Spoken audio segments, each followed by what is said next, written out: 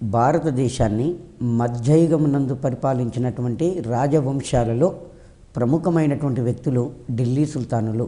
Main టార్గెట్గా భారతదేశాన్ని పరిపాలించిన వారు ఢిల్లీ సుల్తానులు. ఈ ఢిల్లీ సుల్తాన్ సామ్రాజ్యాన్ని 5 రాజవంశాలు పరిపాలించినవి. అందులో మొదటి వంశము బానిస వంశం, రెండవ వంశము ఖిల్జీ వంశము, మూడవ వంశము తుగ్లక్ వంశము, నాలుగవ వంశము సయ్యద్ వంశము, 5వ వంశము లోడీ వంశం. మనం ప్రీవియస్ క్లాస్లో బానిస వంశం ఖిల్జీ వంశం క్లాస్ చూసాం. ఇప్పుడు తుగ్లక్ వంశం గురించి చూద్దాం. ఈ తుగ్లక్ వంశం వారు క్రీస్తు శకము 1320 సంవత్సరం నుంచి 1414 సంవత్సరాల మధ్యకాలంలో పరిపాలించారు. తుగ్లక్ వంశస్థులు తురుష్కులలో కరౌనా అను తెగకు చెందినవారు. తుగ్లక్ వంశస్థులు తురుష్కులలో కరౌనా అనే తెగకు చెందినవారు. మొత్తం 7 రాజులు పరిపాలించారు. 93 సంవత్సరాలు పరిపాలించారు. ఈ వంశంలో మొత్తం 7 రాజులు 93 సంవత్సరాలు పరిపాలించడం అనేది జరిగింది. తుగ్లక్ వంశస్థాపకుడు గియాజుద్దీన్ తుగ్లక్. తుగ్లక్ వంశస్థాపకుడు గియాజుద్దీన్ తుగ్లక్. ఈ గియాజుద్దీన్ తుగ్లక్ యొక్క అసలు పేరు ఏంటి అంటే గాజీ మాలిక్. అసలు పేరు గాజీ మాలిక్. ఇతను 1320 సంవత్సరంలో ఖిల్జీ వంశాన్ని తుదముట్టించి తుగ్లక్ వంశం అనే పేరుతోటి అధికారంలోకి వచ్చాడు. తుగ్లక్ వంశస్థాపకుడు గాజీ మాలిక్. తర్వాత గాజీ మాలిక్ చక్రవర్తి కాకముందు బాల్బన్ కొలువులో పనిచేశాడు. బాల్బన్ చక్రవర్తి కొలువులో పనిచేశాడు. దాని తదంతరము అలావుద్దీన్ ఖిల్జీ కాలం నాటికి దీపాల్పూర్ గవర్నర్గా ఎదిగాడు. బాల్బన్ కొలువులో పనిచేసినటువంటి గాజీ మాలిక్ అలావుద్దీన్ ఖిల్జీ కాలం నాటికి దీపాల్పూర్ అనే రాష్ట్రానికి గవర్నర్గా నియమించబడడం అనేది జరిగింది. ఈ గాజీ మాలిక్ తుగ్లకాబాద్ అను కొత్త నగరాన్ని నిర్మించి దానిని తన రాజధానిగా చేసుకున్నాడు. తుగ్లకాబాద్ అనే నగరాన్ని నిర్మించి దానిని తన రాజధానిగా చేసుకున్నాడు. తన కుమారుడు ప్రిన్స్ జూనా ఖాన్ను 1323 సంవత్సరంలో ఓరుగల్లుపైకి దండయాత్రకు పంపాడు. మనకు ఖిల్జీ వంశంలో అలావుద్దీన్ ఖిల్జీ గొప్పరాజు. అలావుద్దీన్ ఖిల్జీ దక్షిణ దేశ దండయాత్రలకు తన సేనాని అయినటువంటి మాలిక్ కాఫర్ను పంపాడు. మాలిక్ కాఫరు 1310 సంవత్సరంలో ఓరుగల్లు మీద దాడి చేసి 2వ ప్రతాపరుద్రుని ఓడించితే 2వ ప్రతాపరుద్రుడు ఓడి సంధి చేసుకొని కప్పం కట్టడం అనేది జరిగింది ఢిల్లీ చక్రవర్తికి. అప్పటి నుండి అతను క్రమంగా కప్పం చెల్లిస్తూ వచ్చాడు. ఖిల్జీ వంశం పోయి తుగ్లక్ వంశం అధికారంలోకి వచ్చినప్పుడు కొంత గందరగోళమైన పరిస్థితులు ఢిల్లీ సుల్తాన్ సామ్రాజ్యంలో నెలకొన్నవి. ఢిల్లీ సుల్తాన్ సామ్రాజ్యంలో నెలకొన్న పరిస్థితులను తనకు అనుకూలంగా మార్చుకున్నటువంటి 2వ ప్రతాపరుద్రుడు ఢిల్లీ చక్రవర్తికి కప్పం చెల్లించడము బంధుపెట్టి నేనే స్వతంత్రమైన రాజునని పరిపాలిస్తుండేవాడు. సో గాజీ మాలిక్ తన పరిపాలనను సుస్థిరత చేసుకున్న తర్వాత తన కుమారుడైనటువంటి జూనా ఖానును 1323లో ఓరుగల్లుపైకి దాడికి పంపాడు. జూనా ఖానుకు 2వ ప్రతాపరుద్రునికి మధ్యన యుద్ధం జరిగింది.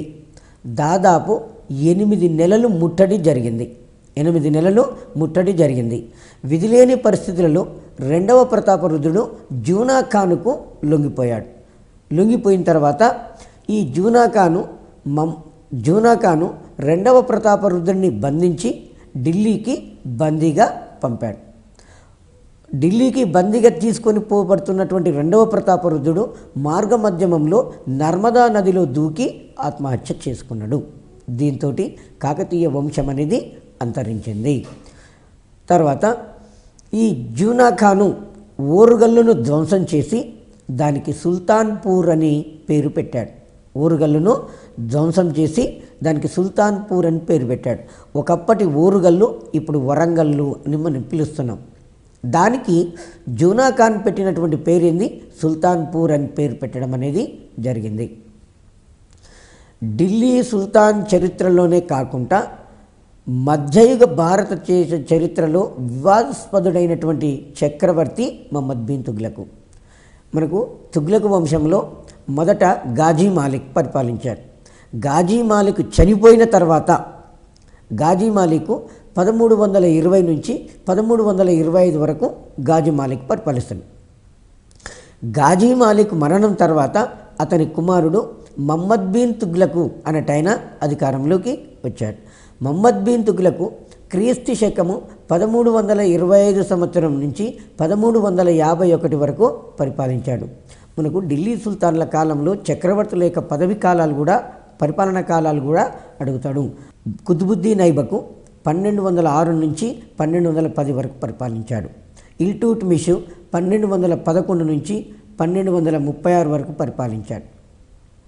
రజియా సుల్తానా 1236 నుంచి 1240 వరకు పరిపాలించింది. బాల్బను 1266 సంవత్సరం నుంచి 1287 వరకు పరిపాలించాడు. అల్లావుద్దీన్ ఖిల్జీ 1296 నుంచి 1316 వరకు పరిపాలించాడు. మహమ్మద్ బిన్ తుగ్లక్ 1325 నుంచి 1351 వరకు పరిపాలించాడు. మహమ్మద్ బిన్ తుగ్లక్ 1325 సంవత్సరం నుంచి 1351 వరకు పరిపాలించాడు. అయితే ఈ మహమ్మద్ బిన్ తుగ్లక్ను చరిత్రకారులు ఏమన్నారు అంటే పిచ్చి సుల్తాను అన్నారు. ఎందుకు అన్నారు అంటే ఇతను తీసుకున్న ప్రతి నిర్ణయం కూడా ఫెయిల్యూర్ అయింది. ఫెయిల్యూర్ అయింది కాబట్టి ఇతన్ని చరిత్రకారులు పిచ్చి సుల్తాన్ అని పిలవడం అనేది జరిగింది.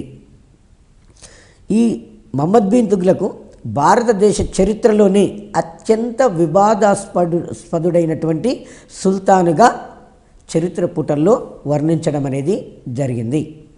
ఇతను చేసిన విధానాలు ముఖ్యంగా గంగా యమున అంతర్వేది ప్రాంతంలో పన్నులు పెంచడం కానీ, రాజధాని మార్పిడి కానీ, రాగి నాణ్యాలు కానీ, రెవెన్యూ విధానాలు కానీ అన్నీ కూడా విఫలమైనవి. కాబట్టి ఈయనను అసమర్థునిగా, పిచ్చివాడిగా, విరుద్ధ గుణాలు మూర్తీభవించినటువంటి వ్యక్తిగా చరిత్రకారులు ఇతనిని అభివర్ణించడం అనేది జరిగింది. తీసుకున్న నిర్ణయాలు ఫెయిల్యూర్ కావడం వలన విమర్శలు వచ్చేసినాయి. కానీ వ్యక్తిగతంగా తీసుకున్నట్లయితే మహమ్మద్ బిన్ గొప్ప గుణగణాలు కలవాడు, బాగా చదువుకున్న వ్యక్తి, గొప్ప గుణగణాలు కలవాడు, బాగా చదువుకున్నటువంటి వ్యక్తి.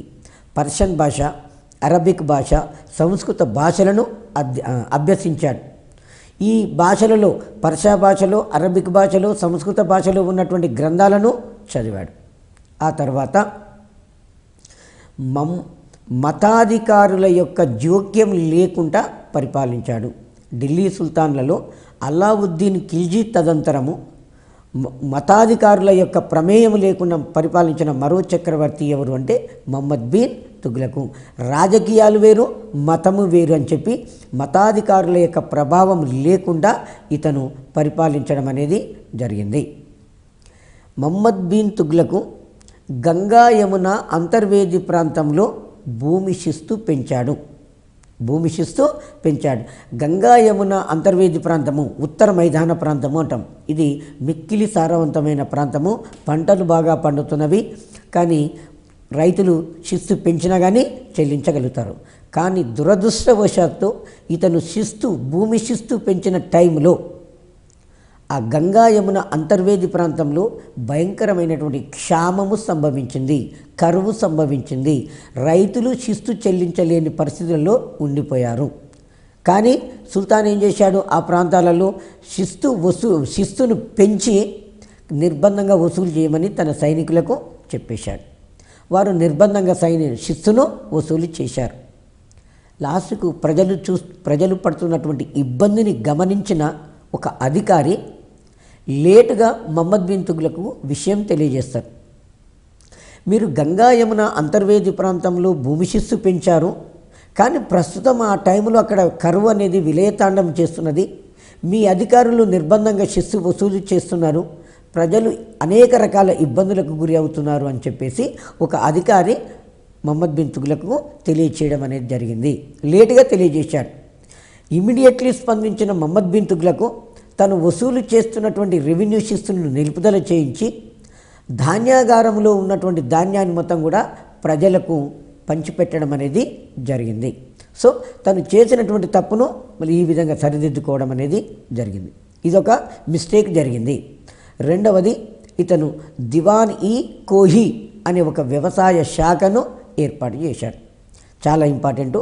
దివాన్-ఈ-కోహీ మహమ్మద్ బిన్ తుగ్లక్ ఏర్పాటు చేసిన వ్యవసాయ శాఖ పేరు దివాన్-ఈ-కోహీ అనే వ్యవసాయ శాఖను ఏర్పాటు చేశారు.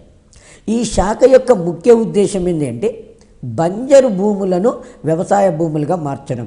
బంజరు భూములు అంటే సేద్యం కాకుండా పడావుగా ఉన్నటువంటి పిచ్చి మొక్కలు మొలుస్తున్నటువంటి భూములను, వాటిని మొత్తం అడవులను మొత్తం నరికేసి వాటిని వ్యవసాయ భూములుగా మార్చడము దివాన్-ఈ-కోహీ అనే శాఖ యొక్క ప్రధానమైన ఉద్దేశము. సో మహమ్మద్ బిన్ తుగ్లక్ దివాన్-ఈ-కోహీ అనే ఒక వ్యవసాయ శాఖను ఏర్పాటు చేసి అనేక బంజరు భూములను వ్యవసాయ భూములుగా మార్చాడు. ఢిల్లీ సుల్తాన్లకు మొదట రాజధాని లాహోర్ ఉండే. అక్కడి నుండి ఈయన ఢిల్లీకి మార్చడం అనేది జరిగింది. ఇల్టుట్మిష్ 1211 సంవత్సరంలో లాహోర్ నుండి రాజధానిని ఢిల్లీకి మార్చడం అనేది జరిగింది. కాబట్టి 1211 సంవత్సరం నుంచి ఢిల్లీ సుల్తానులకు రాజధాని ఢిల్లీ. అంతకుముందు లాహోర్ అనేది ఉండింది. తర్వాత మహమ్మద్ బిన్ తుగ్లక్ ఏం చేశాడంటే ఈయన సామ్రాజ్యము బాగా విశాలంగా పెరిగిపోయింది. బ్రిటిష్ వారికి సాధ్యం కాలేదు, చంద్రగుప్త మౌర్యునికి సాధ్యం కాలేదు, రెండవ చంద్రగుప్త మౌర్యునికి సాధ్యం కాలేదు, అశోక చక్రవర్తి కానీ అక్బర్కి కానీ ఎవ్వరు కూడా సమైక్య భారతదేశాన్ని పరిపాలించలేకపోయారు. ఒక్క మహమ్మద్ బిన్ తుగ్లకే మొత్తం భారతదేశాన్ని పరిపాలించగలిగాడు. మహమ్మద్ బిన్ తుగ్లక్ కాలంలో భారతదేశం మొత్తం కూడా హిమాలయ పర్వతాలు మొదలుకొని దక్షిణాన మదురై వరకు ఇతని యొక్క సామ్రాజ్యము విస్తరించి ఉన్నది. కాబట్టి మహమ్మద్ బిన్ తుగ్లక్ ఏమనుకున్నాడు అంటే రాజధాని ఎక్కడో ఢిల్లీలో ఉత్తరం వైపున ఉంటే బాగుండదు, అది దేశ రాజధాని అనేది దేశానికి మధ్యలో ఉంటే బాగుంటుందని చెప్పి రాజధానిని మార్చాలి అని నిర్ణయించుకోవడం అనేది జరిగింది. అందులో భాగంగానే మహమ్మద్ బిన్ తుగ్లక్ తన రాజధానిని 1327 సంవత్సరంలో ఢిల్లీ నుండి దేవగిరికి మార్చాడు. ఆ దేవగిరికి ఏమని పేరు పెట్టాడంటే దౌలతాబాద్ అని పేరు పెట్టడం అనేది జరిగింది. మహమ్మద్ బిన్ తుగ్లక్ తన రాజధానిని 1327 సంవత్సరంలో ఢిల్లీ నుండి దేవగిరికి మార్చాడు. దేవగిరికి ఏమని పేరు పెట్టాడు? దౌలతాబాద్ అని పేరు పెట్టడం అనేది జరిగింది. ఎప్పుడైతే రాజధాని నగరము ఉత్తరం వైపు నుంచి దక్షిణానికి వచ్చిందో భారతదేశం యొక్క ఉత్తర సరిహద్దు ప్రాంతాలలో వాయవ్య ప్రాంతం కావచ్చు, ఉత్తరం వైపున కావచ్చు, విదేశీ దండయాత్రలు ప్రారంభమైనవి. విదేశీ దండయాత్రలను సమర్థవంతంగా అరికట్టడంలో మహమ్మద్ బిన్ తుగ్లక్ విఫలమయ్యాడు. మళ్ళీ రాజధాని అనేది ఢిల్లీలోనే ఉంటే బాగుంటుందన్న ఆలోచనతోటి తిరిగి 1335 సంవత్సరంలో దౌలతాబాదు నుంచి ఢిల్లీకి మార్చడం అనేది జరిగింది. ఈ విధంగా ఆధునిక చరిత్రకారులు ఈయన ఏమన్నారు అంటే ప్రిన్స్ ఆఫ్ మనియర్స్ అని పిలిచారు. ఢిల్లీ చక్రవర్తిని ప్రిన్స్ ఆఫ్ మనియర్స్ అని అంటారు మహమ్మద్ బిన్ తుగ్లక్ను. దీన్ని చెప్పుకోవాలంటే నాణాల ముద్రణ యువరాజు, నాణాల ముద్రణ యువరాజు అని పిలుచుకోవడం అనేది జరిగింది. సో మహమ్మద్ బిన్ తుగ్లక్ 1329 సంవత్సరంలో రాగి నాణాలను ముద్రించి ప్రవేశపెట్టాడు. కానీ ప్రభుత్వం తప్ప ఎవరు కూడా రాగి నాణాలు ముద్రించకూడదు అనే ఒక శాసనం చేయలేదు ఆయన. కాబట్టి ఏమైపోయిందంటే ప్రతి హిందూ కుటుంబము ఒక టంకశాల అయిపోయింది. ఇంటింట నాణాల ముద్రణ జరిగిపోయింది. ఇలా రాగి నాణాలు అనేవి ఎక్కువ వాడుకలోకి వచ్చినాయి. ఎప్పుడైతే రాగి నాణాలు ఎక్కువ వాడుకలోకి వచ్చినాయో ఎమ్మడే విదేశస్తులు మాకు రాగి నాణాలు వద్దు, దాని ప్లేస్లో మాకు బంగారు వెండి నాణాలు మాత్రమే కావాలి అని విదేశస్తులు కోరుకోవడం అనేది జరిగింది.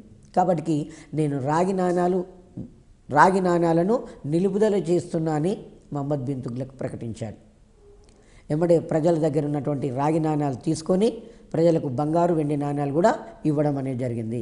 దీనివలన ఆర్థిక వ్యవస్థ విచ్ఛిన్నం కావడం అనేది జరిగింది.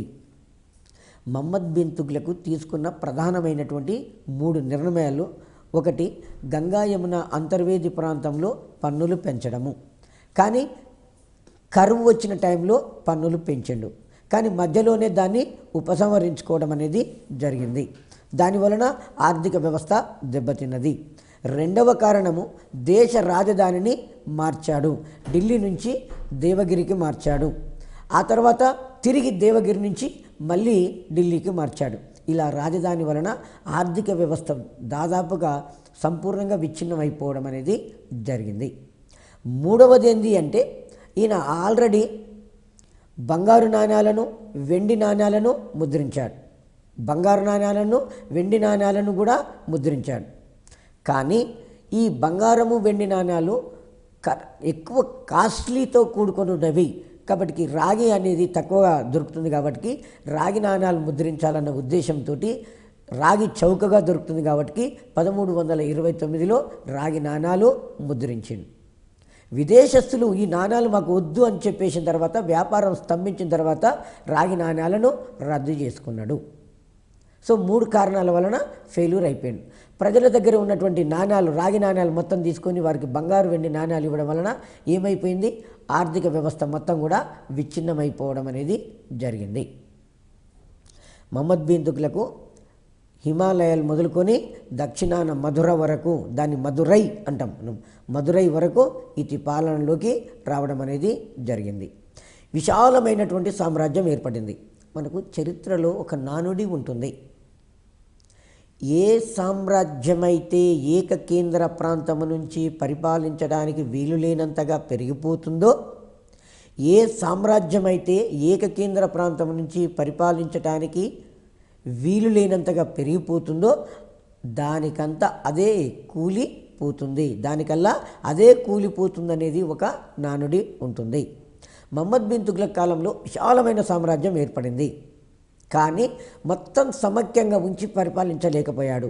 అనేక ప్రాంతాలలో రాష్ట్ర పాలకులు తిరుగుబాటు జరిగినాయి. ముఖ్యంగా ఇతని కాలంలో ఇతను అనుసరించినటువంటి ఇస్లాం మత పద్ధతుల వలన దక్షిణ భారతదేశంలో అనేక కొత్త రాజ్యాలు ఏర్పడ్డవి. అందులో ప్రధానంగా చెప్పుకోవాలంటే 1336 సంవత్సరంలో విజయనగర సామ్రాజ్యము, 1347 సంవత్సరంలో బహ్మనీ సామ్రాజ్యం అనేది ఏర్పడ్డవి. అలాగే ముసునూరి ప్రోలయ నాయకుడు ముసునూరి సామ్రాజ్యాన్ని, ఆ తర్వాత రెడ్డి రాజ్యము, తర్వాత రేచర్ల వెలమలు, రేచర్ల పద్మనాయకులు అనేవాళ్ళు రేచర్ల సామ్రాజ్యాన్ని, ఇలా దక్షిణ భారతదేశంలో ఇతని కాలం దాదాపుగా అనేక రాజ్యాలు ఏర్పాటు కావడం అనేది జరిగింది. ఇందులో ప్రధానంగా చెప్పుకోవాలంటే విజయనగర సామ్రాజ్యము, బహుమనీ రాజ్యాలు అనేవి ప్రధానంగా ఇతని కాలంలో దక్షిణ భారతదేశంలో ఏర్పడ్డ రాజ్యాలు. ఆ తర్వాత మహమ్మద్ బిన్ తుగ్లక్ హిందువులకు ఉన్నత ఉద్యోగాలు ఇచ్చి గౌరవించాడు. మహమ్మద్ బిన్ తుగ్లక్ హిందువులకు ఉన్నత ఉద్యోగాలు ఇచ్చి గౌరవించాడు. సతీ సహగమనము రూపుమాపటానికి ప్రయత్నం చేశాడు. సతీ సహగమనము రూపుమాపటానికి ప్రయత్నం చేశాడు. హిందువుల మీద ఉన్నటువంటి జీజియా మొదలైన పన్నులను తొలగించాడు. హిందువులు తన దీపావళి, దసరా పండుగలను బాహాటంగా జరుపుకోవటానికి అవకాశం కల్పించినటువంటి చక్రవర్తి.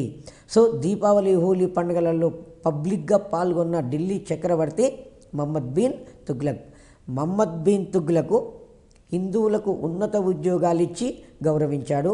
హిందువుల మీద ఉన్నటువంటి జీజియా పన్ను లాంటి వాటిని తొలగించాడు. హిందువులు తమ పండుగలను, దీపావళి, హోలీ పండుగలను బాహటంగా జరుపుకోవటానికి అనుమతినిచ్చాడు. ఈ దీపావళి, హోలీ పండుగలలో పాల్గొన్న ఢిల్లీ చక్రవర్తి మహమ్మద్ బిన్ తుగ్లక్ హిందువులలో ఉన్నటువంటి సతీ సహగమనం అనే ఒక దురాచారాన్ని రూపుమాపటానికి కూడా ఇతను ప్రయత్నం చేయడం అనేది జరిగింది. ఆ తర్వాత ఈ మహమ్మద్ బిన్ తుగ్లక్ కాలంలో గుజరాత్ ప్రాంతంలో తాగి అనే ఒక బానిస, సామాన్యమైన బానిస ఇతనికి వ్యతిరేకంగా తిరుగుబాటు చేశాడు. గుజరాత్ ప్రాంతంలో ఉన్నటువంటి ఒక సామాన్యమైన బానిస, అతని పేరు తాగి. ఈ తాగి 1351లో చక్రవర్తికి వ్యతిరేకంగా తిరుగుబాటు చేస్తే ఢిల్లీ నుంచి బయలుదేరి రావడం అనేది జరిగింది. సో ఆ ఢిల్లీ నుంచి బయలుదేరి రాగానే ఆ తాగి అనేవాడు ఏం చేశాడు అంటే గుజరాత్ను వదిలిపెట్టి పాకిస్తాన్లోకి పారిపోయాడు. ఇప్పుడు మనం పాకిస్తాన్ అంటున్నాము, ఒకప్పుడు అది మన భారతదేశంలో భాగం. అక్కడికి చేరాడు. అతను ఎంబడి పడ్డాడు. అతను ఏం చేశాడు, ధట్టా వద్దని దాటి వెళ్ళిపోయాడు, పాకిస్తాన్లోకి పోయాడు. మహమ్మద్ బిన్ తుగ్లక్ తాగిని వెంబడిస్తూ పాకిస్తాన్ దేశంలోని ధట్టా అనే ప్రాంతం దగ్గరికి పోయాడు. అక్కడ జ్వరపీడితుడై తీవ్ర అస్వస్థతకు గురై 1351 సంవత్సరంలో మరణించాడు. ప్రపంచ చరిత్రలో ఒక 3 ప్రముఖమైన వ్యక్తులు వైద్యం అందక చనిపోయారు. అందులో number 1 Alexander. First one Alexander క్రీస్తు పూర్వం 324లో బాబిలోనియాలో జ్వరపీడితుడై చనిపోయాడు. రెండవ వ్యక్తి మహమ్మద్ బిన్ తుగ్లక్ 1351లో ధట్టాలో జ్వరపీడితుడై అస్వస్థతకు గురై మరణించడం జరిగింది. మూడవ పర్సను షాజహాన్ యొక్క భార్య ముంతాజ్ మహల్. ఆమె కూడా 14వ బిడ్డకు జన్మనిచ్చినప్పుడు ప్రసవ వేదంలో చనిపోవడం అనేది జరిగింది. సో మరి ఈ గొప్ప వ్యక్తులు వైద్యం అందక చనిపోవడం అనేది జరిగింది. మహమ్మద్ బిన్ తుగ్లక్ మరణించిన తర్వాత లేన్ పూల్ అనే చరిత్రకారుడు ఏమన్నాడు అంటే, మహమ్మద్ బిన్ తుగ్లక్ మరణాన్ని వర్ణిస్తూ ఇతని బాధ ప్రజలకు, ప్రజల బాధ ఇతనికి తప్పింది అని చెప్పేశాడు. ఎందుకంటే మహమ్మద్ బిన్ తుగ్లక్ ప్రజలకు ఏదో చేయాలని ప్రజలను ఇబ్బంది పెట్టేవాడు, తను ఇబ్బంది పడేవాడు. కాబట్టి ఇతని యొక్క మరణాన్ని లేన్ పూల్ అనే చరిత్రకారుడు తుగ్లక్ బాధ ప్రజలకు, ప్రజల బాధ తుగ్లక్ తప్పాయి అని చెప్పడం అనేది జరిగింది. ఈ మహమ్మద్ బిన్ తుగ్లక్ కాలంలో సింధు, ముల్తాను, మాబారు, ఓరుగల్లు, అయోధ్య, గుల్బర్గా ప్రాంతాలలో స్వతంత్రమైన రాజ్యాలు అనేవి ఏర్పడ్డవి. మహమ్మద్ బిన్ తుగ్లక్ మరణించిన తర్వాత అతని యొక్క పినతండ్రి కుమారుడు ఫిరోజ్ షా తుగ్లక్ అధికారంలోకి వచ్చాడు. ఫిరోజ్ షా తుగ్లక్ 1351 సంవత్సరం నుంచి 1388 సంవత్సరాల మధ్యకాలంలో ఫిరోజ్ షా తుగ్లక్ పరిపాలించాడు. ఈ ఫిరోజ్ షా తుగ్లక్ తల్లి బీబీ నైలా అబోహర్ రాజపుత్రపు రాణిగా చెప్పుకుంటాము. బీబీ నైలా ఒక రాజపుత్ర మహిళ. తండ్రి మాత్రము ముస్లిము, రజబు అనేవాడు.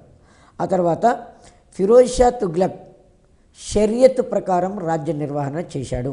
షరియతు అంటే ముస్లింల యొక్క పవిత్రమైన చట్టము, ముస్లింల యొక్క పవిత్రమైన న్యాయాన్ని షరియతు అని చెప్పడం అనేది జరిగింది. ఇతను ఏం చేశాడు, ఫిరోజ్ షా తుగ్లక్ తాను భగవంతుని ప్రతినిధిని అని ప్రకటించుకున్నాడు. తాను భగవంతుని ప్రతినిధిని అని ప్రకటించుకోవడం అనేది జరిగింది. జాగీర్దారీ వ్యవస్థను తిరిగి ప్రవేశపెట్టిండు. ఢిల్లీ చక్రవర్తుల కాలంలో జాగీర్దారీ వ్యవస్థను రద్దు చేసినది అల్లావుద్దీన్ ఖిల్జీ జాగీర్దారీ వ్యవస్థను రద్దు చేశాడు. జాగీర్దారీ వ్యవస్థను తిరిగి ప్రవేశపెట్టింది ఎవరు అంటే ఫిరోజ్ షా తుగ్లక్ అంటే ఆయన జాగీర్దారీ వ్యవస్థను తిరిగి ప్రవేశపెట్టడం అనేది జరిగింది. మహమ్మద్ బిన్ తుగ్లక్ ఉలేమాల ప్రమేయం లేకుండా పరిపాలించాడు. కానీ ఫిరోజ్ షా తుగ్లక్ ఏం చేశాడు, ఉలేమాలకు ప్రాధాన్యతనిచ్చి మహమ్మద్ బిన్ తుగ్లక్ పద్ధతుల నుంచి వైదొలిగాడు. ఉలేమాలకు ప్రాముఖ్యతనిచ్చి మహమ్మద్ బిన్ తుగ్లక్ పద్ధతుల నుంచి వైదొలగడం అనేది జరిగింది.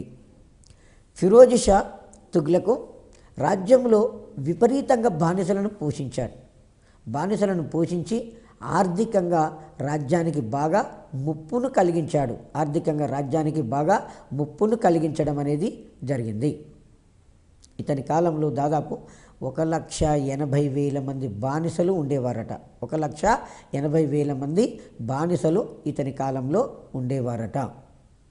సో ఈ ఫిరోజ్ షా ఖలీఫాను గౌరవించి తన సామ్రాజ్య అధిపతిగా గుర్తించి నాయబ్ ఈ అమీర్ ఉల్ ఫిరోజ్ అనే బిరుదును పొందాడు.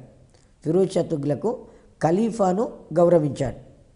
తన సామ్రాజ్యాధిపతి ఫిరోజ్ షా తుగ్లక్ను ఖలీఫా గౌరవించాడు. ఆ తర్వాత తన సామ్రాజ్య అధిపతిగా ఖలీఫాను ఈయన ప్రకటించుకొని నాయబ్ ఈ అమీర్ ఉల్ ఫిరోజ్ అనే బిరుదును ధరించాడు. ఖలీఫాను గౌరవించి తన సామ్రాజ్య అధినేతగా గుర్తించి నాయబ్ ఈ అమీర్ ఉల్ ఫిరోజ్ అనే బిరుదుతోటి రాజ్య పరిపాలన చేశాడు. హిందువుల మీద జీజియా పన్ను విధించాడు. ఇంతకుముందు మహమ్మద్ బిన్ తుగ్లక్ జీజియా పన్ను తీసేస్తే ఫిరోజ్ షా తుగ్లక్ తిరిగి జీజియా పన్నును విధించాడు. ఫిరోజ్ షా తుగ్లక్ ఒరిస్సాలో జ్వాలాముఖి ఆలయం అనేది ఉన్నది. ఆ ఆలయాన్ని ధ్వంసం చేశాడు. ఫిరోజ్ షా తుగ్లక్ ఒరిస్సాలోని జ్వాలాముఖి ఆలయాన్ని ధ్వంసం చేశాడు. తర్వాత సైనికులకు జీతాలిచ్చే పద్ధతిని రద్దు చేసిండు. సైనికులకు జీతాలిచ్చే పద్ధతిని అల్లావుద్దీన్ ఖిల్జీ రద్దు చేసిండు. అల్లావుద్దీన్ ఖిల్జీ ప్రవేశపెట్టిండు.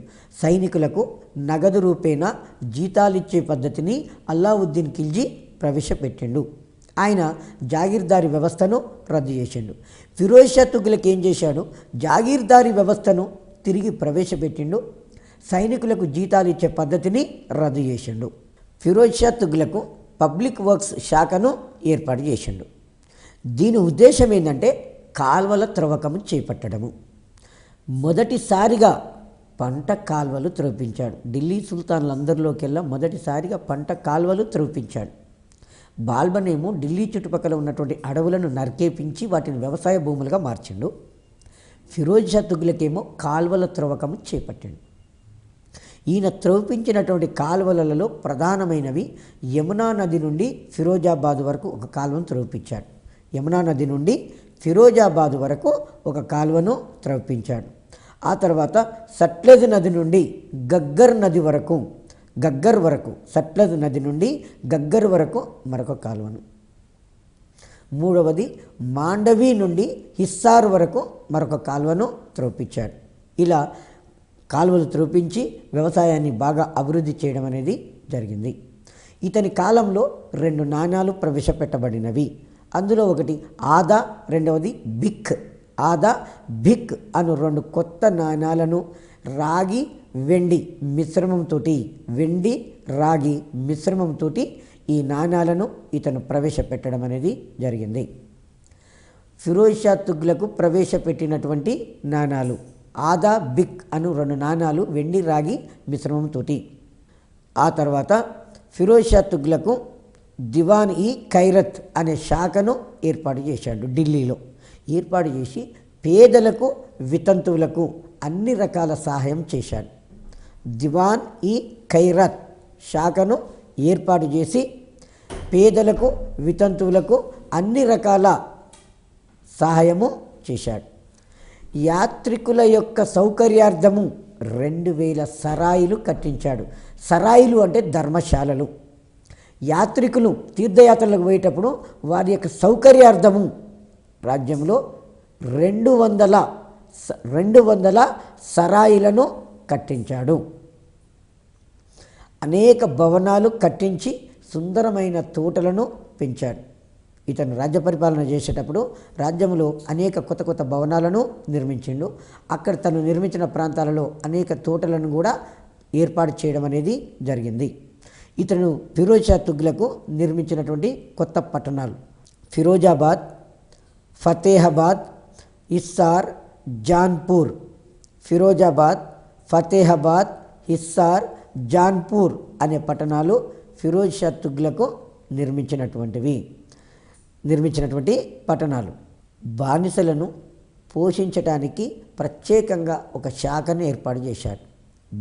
బానిసలను పోషించడానికి ప్రత్యేకంగా ఒక శాఖను ఏర్పాటు చేశాడు. ఇతని కాలంలో దాదాపుగా 1,80,000 మంది బానిసలు ఉండేవారని చరిత్రకారుల యొక్క అభిప్రాయము, పండితుల యొక్క అభిప్రాయం. ఇతడు గొప్ప కవి మరియు పండితుడు. ఇతడు తన స్వీయ చరిత్రను, తన ఆత్మకథను రాసుకున్నాడు. ఫత్హత్ ఈ ఫిరోజ్ షాహీ అనేది ఫిరోజ్ షా తుగ్లక్ యొక్క ఆత్మకథ. ఇతని ఆస్థానంలో జియావుద్దీన్ బరౌని అనే కవి కూడా ఉన్నాడు. తారీఖీ ఫిరోజ్ షాహీ అనే గ్రంథం రాశాడు. జియావుద్దీన్ బరౌని తారీఖీ ఫిరోజ్ షాహీ అనే గ్రంథాన్ని రాశాడు. అదేవిధంగా షామ్స్ ఈ సిరాజ్, ఆసిఫ్ అనే చరిత్రకారులు కూడా ఇతని ఆస్థానంలో ఉన్నారు. ఫిరోజ్ షా తుగ్లక్ యొక్క ఆస్థానంలో జియావుద్దీన్ బరౌని అనే కవి, షామ్స్ ఈ సిరాజ్ అనే కవి, ఆసిఫ్ అనే కవులు, చరిత్రకారులు ఇతని ఆస్థానంలో ఉన్నాడు. సుప్రసిద్ధ వేదాంతి జలాలుద్దీన్ రూమి ఇతని ఆస్థానంలోని వాడే. ఆ కాలంలో గొప్ప వేదాంతిగా పేరుగాంచినటువంటి జలాలుద్దీన్ రూమి ఫిరోజ్ షా తుగ్లక్ యొక్క ఆస్థానంలోనే ఉన్నాడు. ఫిరోజ్ షా తుగ్లక్ 1388 సంవత్సరంలో మరణించాడు. 1388 సంవత్సరంలో మరణించాడు. ఇతనే చివరి గొప్పరాజుగా చెప్పుకోవచ్చు. ఆ తర్వాత 1398 సంవత్సరంలో తైమూర్ అనేవాడు భారతదేశం మీద దండయాత్ర చేశాడు. చాలాసార్లు కాంపిటేటివ్ ఎగ్జామ్లు అడుగుతున్నాడు.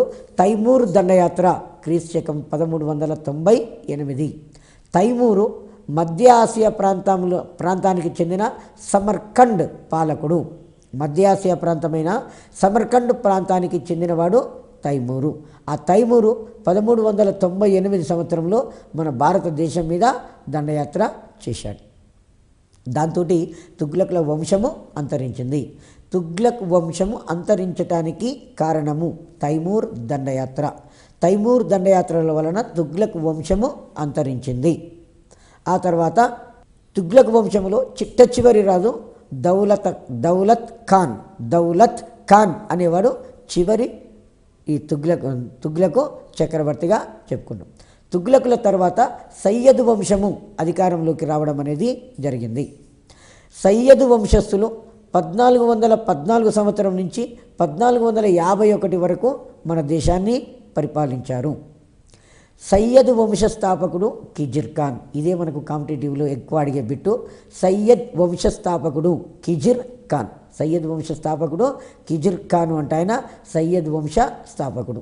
ఈ కిజిర్ ఖాను 1414 సంవత్సరం నుంచి 1421 వరకు కిజిర్ ఖాన్ పరిపాలించాడు. ఆ తర్వాత 1421లో మేవార్ను జయించి రాజధానికి ఇతను తిరిగి వస్తుంటే అనారోగ్యంతో మరణించాడు. కిజిర్ ఖాను మేవార్ అనేది ఒక రాజపుత్ర సంస్థానం, దాని మీద దాడి చేసిండు 1421లో. ఆ మేవార్ మీద దాడి చేసి మేవారు పాలకులను ఓడించి తిరిగి ఢిల్లీకి వస్తుంటే మార్గ మధ్యంలో అనారోగ్యానికి గురయ్యి ఈయన చనిపోవడం అనేది జరిగింది. కిజిర్ ఖాన్ తర్వాత ఈ వంశంలో చివరి రాజు అల్లావుద్దీన్ ఆలం షా. సయ్యద్ వంశంలో చివరి రాజు అల్లావుద్దీన్ ఆలం షా చివరి రాజు. ఇతను 1444 సంవత్సరం నుంచి 1451 సంవత్సరాల మధ్యకాలంలో పరిపాలించాడు. వంశం 1451 సంవత్సరంలో లాహోరు, సర్హింద్ రాష్ట్రాల గవర్నర్గా పనిచేసినటువంటి బహలాల్ లోడి ఆలం షాను వధించి ఢిల్లీని ఆక్రమించుకోవడం అనేది జరిగింది. ఈ బహలాల్ లోడి అనేవాడు చక్రవర్తి అయిన తర్వాత ఢిల్లీ సుల్తాన్ల యొక్క గౌరవాన్ని పెంచడానికి ప్రయత్నం చేశాడు. ఎందుకంటే అసమర్థులైనటువంటి చక్రవర్తులు అధికారంలోకి వచ్చినప్పుడు చక్రవర్తి యొక్క గొప్పతనము క్షీణించిపోయి రాష్ట్ర పాలకులు తిరుగుబాటు చేయడం అనేది జరుగుతుంటుంది. కాబట్టి ఈ బహలాల్ లోడి అధికారంలోకి వచ్చిన తర్వాత తిరిగి ఢిల్లీ సుల్తాన్ల యొక్క అధికారాన్ని పెంచడానికి ప్రయత్నం చేశాడు. ఢిల్లీ సుల్తానేటును పరిపాలించిన చివరి రాజవంశము లోడీ వంశము. లోడీ వంశ స్థాపకుడు బహలాల్ లోడి అనేవాడు. ఈ లోడీ వంశంలో సికిందర్ లోడి అనేవాడు చాలా గొప్ప రాజు. సికిందర్ లోడి 1489 నుంచి 1517 వరకు సికిందర్ లోడి పరిపాలించాడు. 1489 నుంచి 1517 వరకు సికిందర్ లోడి పరిపాలించాడు. ఈ సికిందర్ లోడి ఆగ్రా పట్టణాన్ని నిర్మించడం అనేది జరిగింది. లోడీ వంశంలోనే కాకుండా ఢిల్లీ సుల్తాన్లందరిలోకెల్లా చిట్ట చివరి వాడు ఇబ్రహీం లోడి. ఒక లోడీ వంశంలోనే కాకుండా ఢిల్లీ సుల్తాన్లందరిలోకెల్లా చిట్ట చివరి వాడు ఇబ్రహీం లోడి. ఆ ఇబ్రహీం లోడి 1517 సంవత్సరం నుంచి 1526 సంవత్సరాల మధ్యకాలంలో పరిపాలించాడు. ఇబ్రహీం లోడి యువకుడు, పైగా ఆవేశపరుడు, సమర్థతతో పరిపాలించలేకపోయాడు. కొన్ని వర్గాల ప్రజలను తనకు వ్యతిరేకంగా మలుచుకున్నాడు. ఇదే టైంలో పంజాబ్ పాలకుడు దౌలతా ఖాన్ లోడి ఇబ్రహీం లోడికి శత్రువు. పంజాబ్ పాలకుడు దౌలతా ఖాన్ లోడి ఇబ్రహీం లోడికి శత్రువు. దౌలతా ఖాన్ లోడి బాబర్ అనే వ్యక్తిని భారతదేశం మీదకి దండయాత్ర చేసుకుంటూ రమ్మని ఆహ్వానం పలికాడు. ఎందుకంటే బాబర్ భారతదేశం మీద దండయాత్ర చేసుకుంటూ వచ్చేసి ఇబ్రహీం లోడిని ఓడించి చంపేసిన తర్వాత నేను ఢిల్లీ చక్రవర్తిని అవుతాను అని చెప్పేసి దౌలతా ఖాన్ లోడి భావించాడు. సో ఆ విధంగా బాబరు భారతదేశం మీద దండయాత్ర చేసి 1526 ఏప్రిల్ 21వ తారీఖు నాడు 1526 ఏప్రిల్ 21వ తారీఖు నాడు నిశ్చయాత్మకమైనటువంటి పానిపట్ అనే ప్రాంతంలో యుద్ధం జరిగింది. ఇబ్రహీం లోడి వర్సెస్ వచ్చినటువంటి బాబర్కు మధ్యన మొదటిసారిగా పానిపట్టు వద్ద యుద్ధం జరిగింది. దానిని మొదటి పానిపట్టు యుద్ధము అంటాం. మొదటి పానిపట్టు యుద్ధము 1526 సంవత్సరంలో ఏప్రిల్ 21న జరిగింది.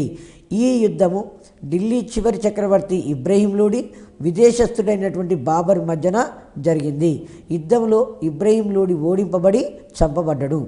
దీంతో భారతదేశంలో ఢిల్లీ సుల్తాన్ల పాలన అంతరించడం అనేది జరిగింది. మరి వీరి యొక్క పరిపాలన తీసుకున్నట్టయితే ఢిల్లీ సుల్తాన్ల యొక్క పరిపాలన మతపరమైన రాజ్యము, మతపరమైన పరిపాలన విధానము. వీరు ఖురానును అనుసరించి పరిపాలించేవారు. ఖురాను అంటే ముస్లింల యొక్క పవిత్రమైన గ్రంథము ఖురాన్, దాన్ని ఖురాన్ అని కూడా చెప్తాం. ముస్లింల యొక్క పవిత్రమైన న్యాయం ఏంటంటే షరియత్. ఆ షరియత్ను అనుసరించే ఢిల్లీ సుల్తానులు పరిపాలన చేయడం అనేది జరిగింది. పైగా ప్రపంచవ్యాప్తంగా ఉన్నటువంటి ముస్లింల యొక్క మత పెద్ద ఎవరు అంటే ఖలీఫా. ప్రపంచవ్యాప్తంగా ఉన్నటువంటి ముస్లింల మత పెద్ద ఎవరు? ఖలీఫా. ఆ ఖలీఫాకు కానుకలు పంపి అతని ప్రతినిధిగా తమ భారతదేశాన్ని వీరు పరిపాలించేవారు. కాబట్టి ఢిల్లీనేమో రాజధాని, సుల్తాన్ అనేదేమో బిరుదు. కాబట్టి ఢిల్లీ సుల్తాన్లని వీరికి పేరు రావడం జరిగింది. ఢిల్లీ సుల్తానులు భూమిపై భగవంతుని ప్రతినిధిగా భావించుకునేవారు. ప్రజలు కూడా వారిని అదేవిధంగా భావించేవారు. ఢిల్లీ సుల్తానును ప్రజలు భూమిపై భగవంతుని ప్రతినిధిగా ఆదరించడం అనేది జరిగింది.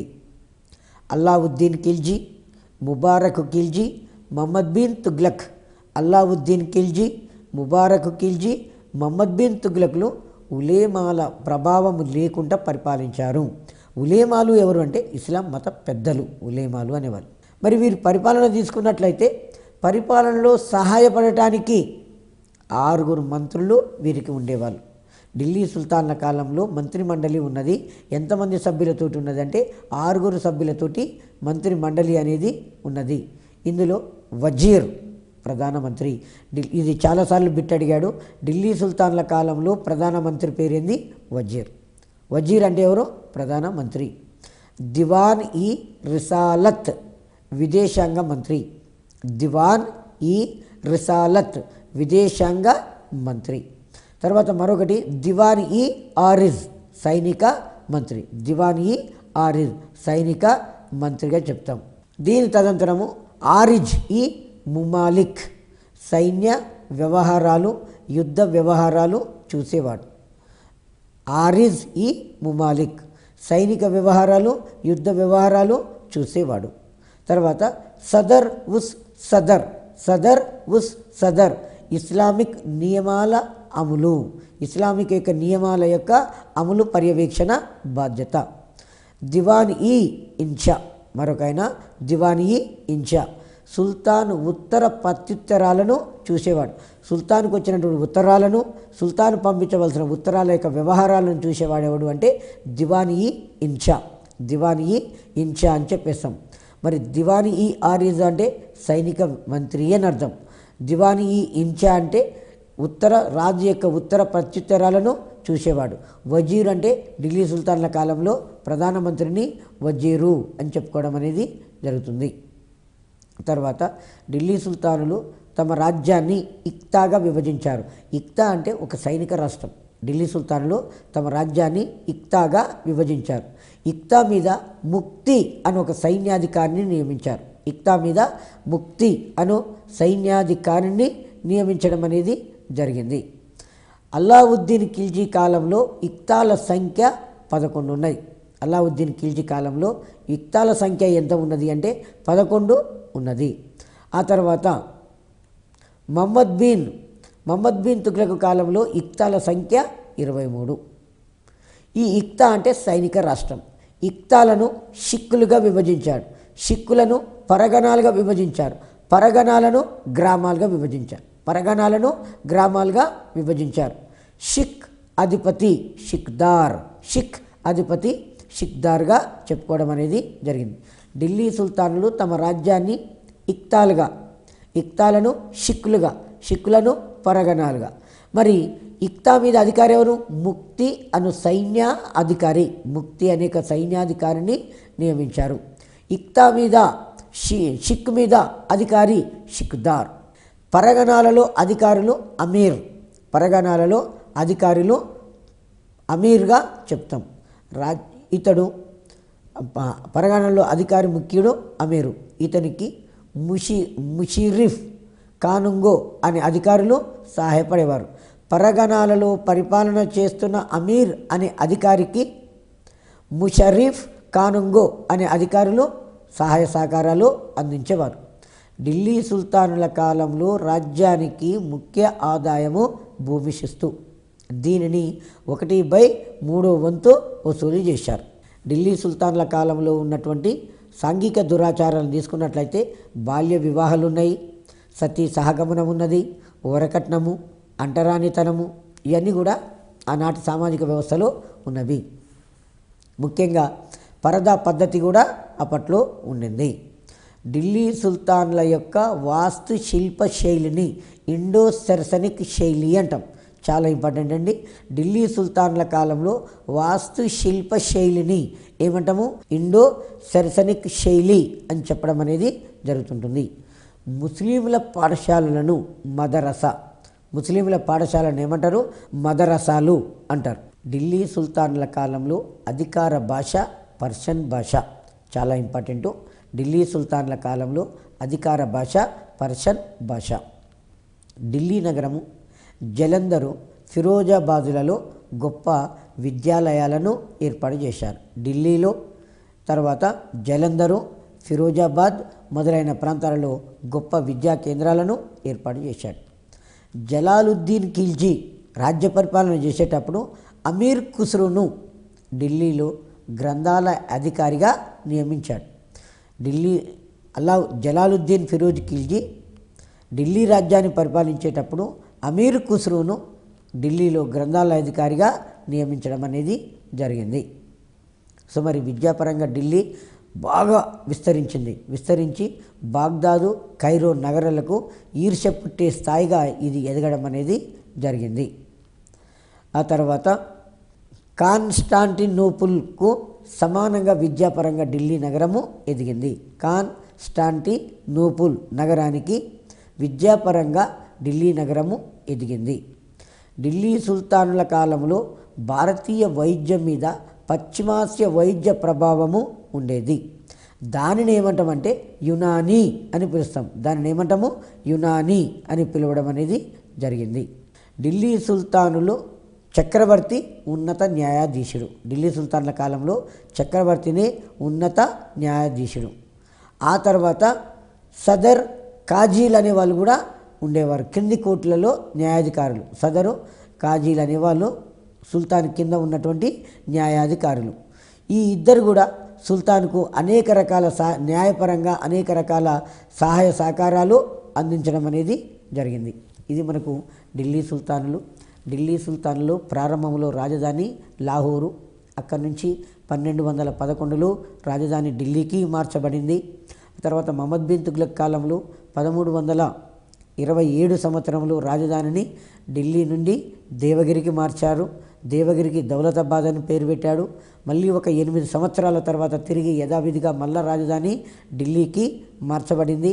ఢిల్లీ సుల్తాన్లందరిలో గొప్పవాడు అల్లావుద్దీన్ ఖిల్జీ, మరో గొప్పరాజు మహమ్మద్ బిన్ తుగ్లక్ తీసుకున్న ప్రతి నిర్ణయం ఫెయిల్యూర్ కావడం వల్ల మహమ్మద్ బిన్ తుగ్లక్ను పిచ్చి సుల్తాను అని చరిత్రకారులు అభివర్ణించడం అనేది జరిగింది. కాబట్టి మహమ్మద్ బిన్ తుగ్లక్ హిందువులకు గౌరవించి ఉన్నత ఉద్యోగాలు ఇచ్చాడు.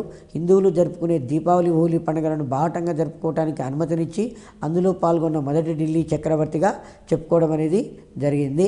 ఢిల్లీ సుల్తానులు మన దేశాన్ని పరిపాలించేటప్పుడు ఇస్లాం మతాన్ని తీసుకున్నటువంటి సూఫీ సన్యాసులు అనేవాళ్ళు మన దేశానికి రావడం అనేది జరిగింది.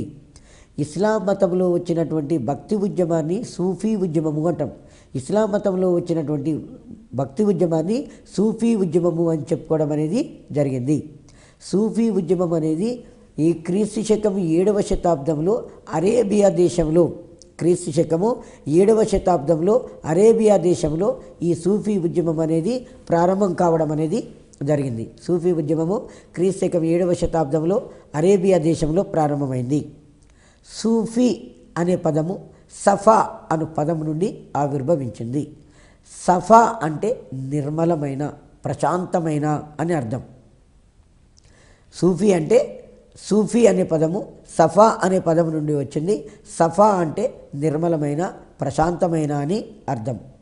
సూఫీ సన్యాసులు ఢిల్లీ సుల్తానుల కాలంలో మన భారతదేశానికి వచ్చి స్థిరపడడం అనేది జరిగింది.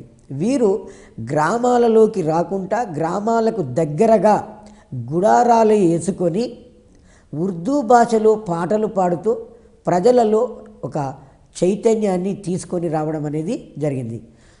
ప్రజలలో, హిందూ ముస్లింలలో ఏకీకృత భావాలు తీసుకొని రావడానికి సూఫీ సన్యాసులు ప్రయత్నం చేశారు. సూఫీ సన్యాసులు ఉర్దూ భాషలో తమ కవిత్వాన్ని చెప్పడం అనేది జరిగింది. సూఫీ సన్యాసులు సౌదీ అరేబియా, పర్షియా దేశం నుండి మన దేశానికి వచ్చారు. సౌదీ అరేబియా, పర్షియా దేశం నుండి మన దేశానికి వచ్చారు. ఈ సూఫీ శాఖలు ప్రపంచవ్యాప్తంగా 14 శాఖలు ఉన్నాయని చెప్పి ఈ అక్బర్ యొక్క ఆస్థాన కవి అబుల్ ఫజల్ చెప్పాడు. ప్రపంచవ్యాప్తంగా సూఫీలలో 14 శాఖలు ఉన్నాయని అబుల్ ఫజలు తెలియజేయడం అనేది జరిగింది. ఇందులో మనకు సూఫీ పద్ధతులలో 3 ముఖ్యమైనవి చిస్తీ పద్ధతి, సుహ్రవర్ది పద్ధతి, ఫిరదౌసీ పద్ధతి అనేవి ఉన్నాయి. చిస్తీ పద్ధతి, సుహ్రవర్ది పద్ధతి, ఫిరదౌసీ పద్ధతి అనేది సూఫీ తత్వంలో 3 ముఖ్యమైనటువంటి తత్వాలుగా చెప్పుకోవచ్చు. భారతదేశంలో చిస్తీ పద్ధతి బాగా వ్యాపించింది. భారతదేశంలో చిస్తీ పద్ధతి అనేది బాగా విస్తరించింది. ఈ సూఫీ సన్యాసులు కర్మ, పునర్జన్మ అను వాటిని బాగా విశ్వసించడం అనేది జరిగింది. ఊరికి దగ్గరలో గుడారాలు నిర్మించుకొని ఉర్దూ భాషలో కవిత్వాలు రాస్తూ పాటలు పాడుతూ ప్రజలలో ఒక రకమైన ఏకీకృత భావాన్ని వీరు ప్రచారం చేయడం అనేది జరిగింది. సూఫీ సన్యాసులు కర్మ, పునర్జన్మ ఉన్నది అని చెప్పేసి వారు విశ్వసించడం అనేది జరిగింది. భారతదేశంలో చిస్తీ పద్ధతి బాగా విస్తరించినటువంటి శాఖ. ఈ చిస్తీ పద్ధతిని ప్రచారం చేసినటువంటి వ్యక్తులు అజ్మీర్ అనే ప్రాంతంలో ఖ్వాజా మొయినుద్దీన్ చిస్తీ, అజ్మీర్ ప్రాంతంలో ఖ్వాజా మొయినుద్దీన్ చిస్తీ అనే అతను, పంజాబ్లో బాబా ఫరీదుద్దీన్ అనే అతను, పంజాబ్లో బాబా ఫరీదుద్దీన్ అనేవాడు ఈ చిస్తీ పద్ధతిని ప్రచారం చేశాడు. ఢిల్లీలో 2 వ్యక్తులు సూఫీ తత్వాన్ని ప్రచారం చేశారు. కుతుబుద్దీన్ బక్తియార్ కాకి, ఖ్వాజా నిజాముద్దీన్ ఔలియా, ఖ్వాజా నిజాముద్దీన్ ఔలియా అనేవారు ప్రచారం చేశారు. ఈ కుతుబుద్దీన్ బక్తియార్ కాకి గౌరవార్థము, కుతుబుద్దీన్ బక్తియార్ కాకి గౌరవార్థము ఢిల్లీలో కుతుబ్ మినార్ నిర్మాణము నిర్మించబడింది. ఢిల్లీలో కుతుబ్ మినార్ నిర్మాణము నిర్మించడం అనేది జరిగింది. తర్వాత ఖ్వాజా నిజాముద్దీన్ ఔలియా, ఖ్వాజా నిజాముద్దీన్ ఔలియా వీళ్ళిద్దరూ ఢిల్లీలో. అజ్మీర్లో చిస్తీ పద్ధతిని ప్రచారం చేసింది ఎవరు? ఖ్వాజా మొయినుద్దీన్ చిస్తీ. పంజాబ్లో బాబా ఫరీదుద్దీన్, ఢిల్లీలో కుతుబుద్దీన్ బక్తియార్ కాకి, తర్వాత ఖ్వాజా నిజాముద్దీన్ ఔలియా. ఇదే కాకుండా దక్షిణాన గుల్బర్గాలో బందన్వాజ్ గెసుదెరాజ్, గుల్బర్గాలో బందన్వాజ్ గెసుదెరాజు గుల్బర్గాలో మత ప్రచారము చేశారు, సూఫీ తత్వాన్ని ప్రచారం చేశారు. వీటిల్లో నుంచి దాదాపుగా ఒకటి అడగటానికి ప్రయత్నం చేస్తాడు. ఎగ్జామ్లో అడిగే క్వశ్చన్ విధానం ఏంటి అంటే, అజ్మీర్లో సూఫీ తత్వాన్ని ప్రచారం చేసినది ఖ్వాజా మొయినుద్దీన్ చిస్తీ, ఢిల్లీలో సూఫీ తత్వాన్ని ప్రచారం చేసింది. 2 వ్యక్తులు ఉంటారు, అందులో ఒకటే ఉంటుంది. లేదు 2 వ్యక్తుల పేర్లుండి మళ్ళీ ఒకటి కాడ ఆన్సర్ 1, 2 అని కూడా అడుగుతుంటాడు. ఎట్లయినా గుర్తుపెట్టుకోవచ్చు. ఢిల్లీలో 2 వ్యక్తులు కుతుబుద్దీన్ బక్తియార్ కాకి, నిజాముద్దీన్ ఔలియా. నిజాముద్దీన్ ఔలియా అనే వాళ్ళు ఢిల్లీలో ఈ సూఫీ తత్వాన్ని, చిస్తీ పద్ధతిని ప్రచారం చేయడం అనేది జరిగింది. గుల్బర్గా కర్ణాటకలో ఉంటుంది. బందన్వాజ్ గెసూదెరాజ్, బందన్వాజ్ గెసూదెరాజ్ అనే వ్యక్తులు ఈ సూఫీ తత్వాన్ని ప్రచారం చేయడం అనేది జరిగిందండి. మనకు ఇప్పుడు ఈ 2 టాపిక్లు తీసుకున్నట్లయితే ఫస్ట్ వన్ ఢిల్లీ సుల్తాన్లలో మహమ్మద్ బిన్ తుగ్లక్ గురించి ఎక్కువసార్లు క్వశ్చన్ అడుగుతుంది. ఆ క్వశ్చన్ అడిగే విధానంలో మహమ్మద్ బిన్ తుగ్లక్లు ఫస్ట్ వన్ ఏమంటారంటే ఇతనిని పిచ్చి సుల్తాను అంటారు. ఇతనిని ఎగ్జామ్లో ఇతనిని పిచ్చి సుల్తాను అంటారు. మహమ్మద్ బిన్ తుగ్లక్ను పిచ్చి సుల్తాను అని చెప్పడం అనేది జరిగింది. ఎందుకంటే తను తీసుకున్న ప్రతి నిర్ణయం కూడా ఫెయిల్యూర్ అయిపోయింది కాబట్టి అతనిని పిచ్చి తుగ్లకు అని చెప్పుకోవడం అనేది జరిగింది. ఆ తదంతరం మనకు మహమ్మద్ బిన్ తుగ్లక్ వంశస్థాపకుడు గాజీ మాలిక్, ఆయనే గియాసుద్దీన్ తుగ్లక్ అనే పేరుతో వస్తాడు. మనకి ఎగ్జామ్లో తుగ్లకాబాద్ పట్టణాన్ని నిర్మించి దానిని తన రాజధానిగా చేసుకున్నది ఎవరు? తుగ్లకాబాదు అనే పట్టణాన్ని నిర్మించి దానిని తన రాజధానిగా చేసుకున్నది ఎవరు అంటే గాజీ మాలిక్ లేదు గియాసుద్దీన్ తుగ్లక్. మరి మహమ్మద్ బిన్ తుగ్లక్ గురించి క్వశ్చన్లు వచ్చినప్పుడు ఫస్ట్ క్వశ్చన్ ఏమడుగుతాడు అంటే ఇతనిని పిచ్చి సుల్తాను అని పిలుస్తారు. ఎవరిని? మహమ్మద్ బిన్ తుగ్లక్ను. ఎందుకంటే గొప్ప గుణగణాలు ఉన్నవై బాగా చదువుకున్నటువంటి వ్యక్తి, కానీ తీసుకున్న ప్రతి నిర్ణయం ఫెయిల్యూర్ కావడం వలన పిచ్చి సుల్తాను అని చెప్పడం అనేది జరిగింది. ఈ మహమ్మద్ బిన్ తుగ్లక్ చేసిన గొప్ప కార్యాలలో అత్యంత ప్రధానమైనటువంటిది రాజధాని మార్పిడి. రాజధానిని 1327లో ఢిల్లీ నుండి దేవగిరికి మార్చాడు. దేవగిరికి దౌలతాబాద్ అని పేరు పెట్టిండు. ఉత్తరం వైపున దండయాత్రలు ప్రారంభం కాగానే తిరిగి 8 సంవత్సరాలకు 27లో రాజధాని మార్చుకుంటూ వచ్చిండు. 8 సంవత్సరాలు అంటే 35 అవుతుంది. మళ్ళీ తిరిగి 1335లో రాజధానిని ఈ దౌలతాబాద్ నుంచి దేవగిరికి తరలించుకొని పోవడం అనేది జరిగింది. మరో ప్రధానమైన సంఘటన ఏంటంటే 1327లో ఈయన రాగి నాణాలను ప్రవేశపెట్టడము మరో ప్రధానమైనటువంటి సంఘటనగా చెప్పుకోవడం అనేది జరిగింది. ఆ తర్వాత మహమ్మద్ బిన్ తుగ్లక్ 1351లో దట్టా వద్ద మరణించాడు.